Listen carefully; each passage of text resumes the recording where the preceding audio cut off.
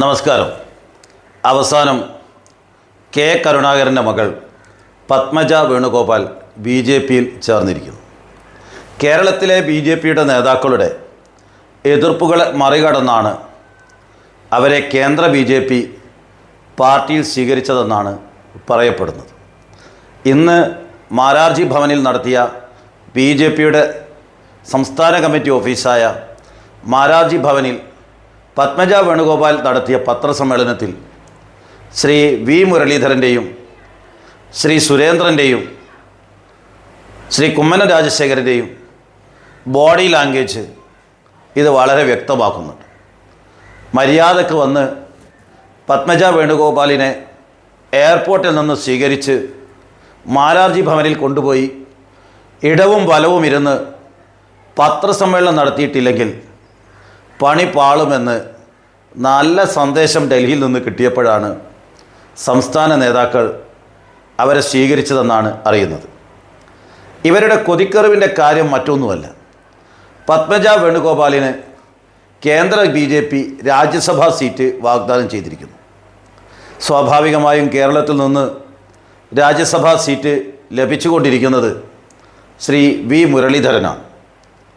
അദ്ദേഹത്തിന് ശേഷം വല്ല വിധേനയും ഒരു രാജ്യസഭാ സീറ്റ് കിട്ടി ഡൽഹിയിൽ പോകാമെന്ന് കാത്തിരിക്കുമ്പോഴാണ് കെ സുരേന്ദ്രന് ഇരുട്ടടി പോലെ പത്മജ വേണുഗോപാലിന് രാജ്യസഭാ സീറ്റ് വാഗ്ദാനം ചെയ്ത വിവരം അറിയുന്നത്. അതുകൊണ്ട് തന്നെ മുഖം തിരിച്ചു നിന്ന സംസ്ഥാന BJPയിലെ നേതാക്കളെ കേന്ദ്ര നേതൃത്വം കണ്ണുരുട്ടി കാണിച്ച് പേടിപ്പിച്ച് പത്രസമ്മേളനത്തിൽ ഇരുത്തിയതാണെന്ന് വളരെ വ്യക്തമാണ്. ഇന്ന് മാരാർജി ഭവൻ ശ്രീ KG മാരാരുടെ സ്മരണക്കായിട്ട് സംസ്ഥാന BJP ഉണ്ടാക്കിയ ആഫീസിൻ്റെ പേര് തന്നെ മാരാർജി ഭവൻ എന്നാണ്. എല്ലാവരും അദ്ദേഹത്തെ രാഷ്ട്രീയ എതിരാളികൾ കടുത്ത വിമർശകരും ശ്രീ KG മാരാരെ ബഹുമാനത്തോടു കൂടിയാണ് വിളിക്കാറും അദ്ദേഹത്തിൻ്റെ പ്രസംഗം കേൾക്കാറും. വളരെ നർമ്മം തുളുമുന്ന അദ്ദേഹത്തിൻ്റെ പ്രസംഗം പലപ്പോഴും നൂറുകണക്കിന് എതിരാളികളെയും ആകർഷിക്കുന്ന പൊതുയോഗങ്ങളും പ്രസംഗങ്ങളുമായിട്ട് മാറിയിട്ടുണ്ട്. ഇന്ന് മാരാർജി ഭവനിൽ ആദ്യത്തെ പത്രസമ്മേളനമാണ് പത്മജ വേണുഗോപാലിൻ്റെ പത്രസമ്മേളനമെന്നാണ് BJP നേതാക്കൾ പറഞ്ഞത്. ആ പത്രസമ്മേളനത്തിൽ BJPയുടെ സംസ്ഥാന പ്രസിഡന്റ് 2 തവണ ശ്രീ എന്നോ ജി എന്നോ ചേർക്കാതെ KG മാരാർ എന്ന് ഉപയോഗിക്കുന്നത് കേട്ടു. ലീഡർ കെ കരുണാകരനും KG മാരാറും വളരെ അടുത്ത ബന്ധുക്കളായിരുന്നു എന്നുള്ളതും യാദൃശ്ചികമാവാം.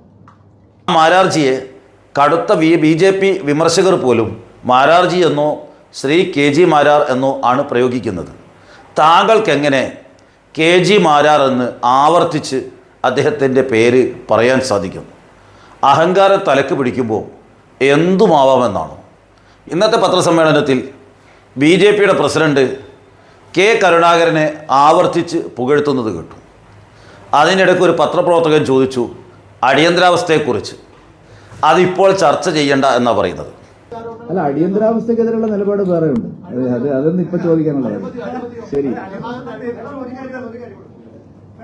ശ്രീ KG മാരാർ ജീവിതത്തിൽ ഏറ്റവും കൂടുതൽ പോരാട്ടം നടത്തിയതും ജയിലിൽ കിടന്നതും അടിയന്തരാവസ്ഥക്കെതിരായ പോരാട്ടത്തിലൂടെയാണ്.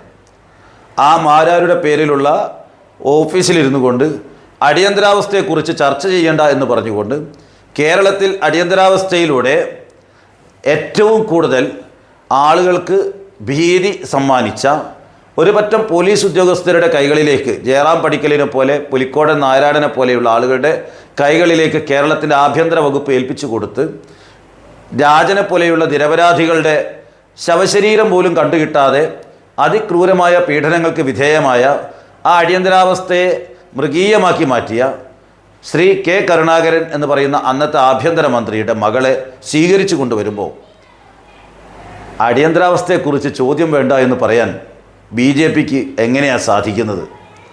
നിങ്ങൾ അടിയന്തരാവസ്ഥയെക്കുറിച്ച് ഇനി ചർച്ച ചെയ്യില്ലേ? പത്മജ വേണുഗോപാൽ ചോദിക്കുന്നത് കെ കരുണാകരൻ്റെ സ്മാരക മന്ദിരം ഉണ്ടാക്കാൻ കോൺഗ്രസ് വേണ്ട രൂപത്തിൽ ശ്രമിച്ചില്ല എന്നാണ്. BJP ആണോ ഇനി കരുണാകരൻ്റെ സ്മാരക മന്ദിരം നിർമ്മിക്കാൻ പോകുന്നത്? അറിയാൻ താല്പര്യമുണ്ട്. എന്തൊക്കെ വിവരക്കേടാണ് പത്മജ വേണുഗോപാൽ വിളിച്ചു പറയുന്നത്?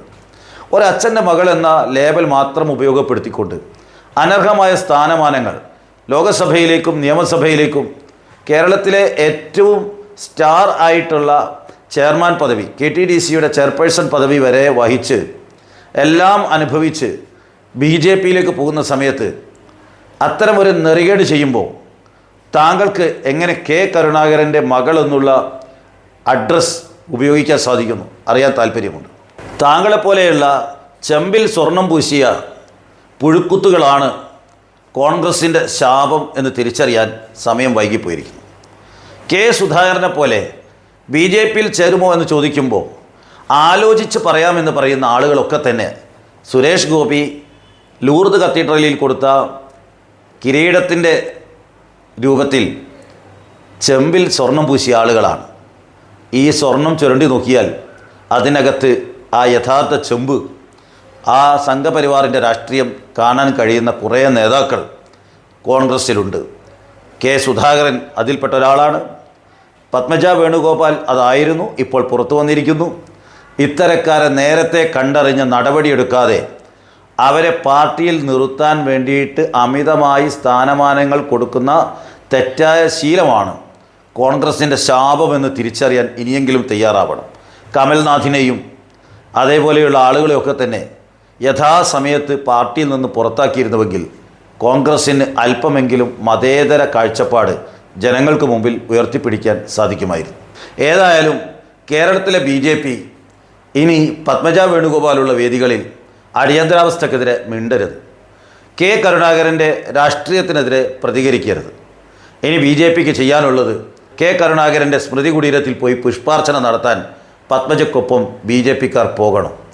അടിയന്തരാവസ്ഥയുടെ വാർഷികത്തിൽ അതിൻ്റെ ഗുണഗണങ്ങളെക്കുറിച്ച് പത്മജ വേണുഗോപാലിനെ കൊണ്ട് പ്രസംഗിപ്പിക്കണം. എല്ലാം മറക്കണം. ശ്രീ KG മാരാരും അതേപോലെയുള്ള നേതാക്കൾ ഉയർത്തിക്കൊണ്ടുവന്ന BJPയുടെ രാഷ്ട്രീയം മറന്നുകൊണ്ട് പത്മജ ഉയർത്തിപ്പിടിക്കുന്ന രാഷ്ട്രീയത്തിലേക്ക് BJP മാറുമെന്നാണ് ഇന്നത്തെ പത്രസമ്മേളനം തെളിയിക്കുന്നത്.